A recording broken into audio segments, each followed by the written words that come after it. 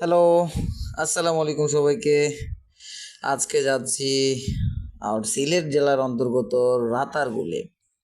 রাতারগুল জায়গাটা হচ্ছে গুল্ম জাতীয় যে উদ্ভিদগুলো আছে যেগুলা পানির মধ্যে বেঁচে থাকতে পারে, সেই উদ্ভিদগুলা June, July, August, September, October পর্যন্ত পানির মধ্যে বেঁচে থাকে।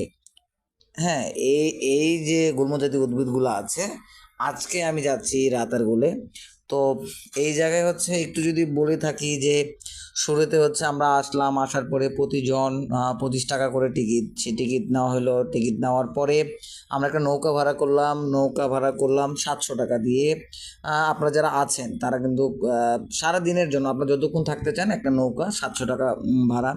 তো ভাড়া দিয়ে আমরা বিশেষ করে হচ্ছে আমি আমি আমি ওই যে নৌকার চালক আছে ওনার সাথে গেলাম। যাওয়ার পরে এই যে প্রাকৃতিক যে একটা সৌন্দর্য, সেই সৌন্দর্যটা মানে কি বলবো আর উপভোগ করতেছি। রাতারগুল জায়গাটা যারা আসে নাই, রাতারগুল জায়গাটা পুরাই অসম্ভব লেভেলের একটা ভালো লাগার জায়গা। বিশেষ করে আমার জীবনের প্রথম ট্যুর সিলেট জেলার অন্তর্গত রাতারগুলে। তো আমি খুব এনজয় করছি। রাতারগুল হচ্ছে আপনারা যারা আসেন নাই তারা অবশ্যই আসবেন। খুব একটা ভালো জায়গা। বিশেষ করে এর চারপাশ, এই মনোরম পরিবেশ, বাংলাদেশের বিভিন্ন জায়গা থেকে যে দর্শনার্থী আছে যারা